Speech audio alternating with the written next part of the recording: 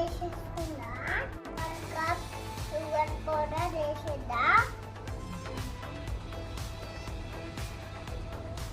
ఇలాచీ powder వేసేద్దాం. నెయ్యి వేసేద్దాం.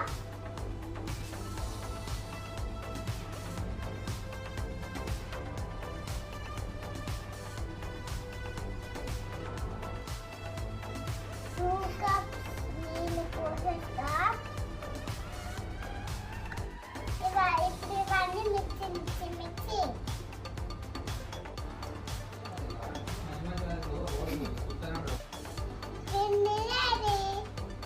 ఇప్పుడు చపాతీ చేసుకున్నా.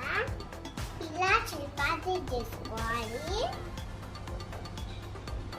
ఇలా ఇష్టమైన షేప్లో కట్ చేసుకోవాలి. మనకు కావాల్సిన షేప్స్ అన్ని కట్ చేసుకున్నా. ఇప్పుడు చూడండి, ఇంకా మనం బిస్కెట్స్ చేసేసుకుందాం కదా. ఇంకా మనం నూనెలో వేయించుకుందాం. మనము స్టార్ వేసుకుందాం. ఫస్ట్ గోల్డెన్ కలర్ వచ్చే వరకు వేయించుకుందాం.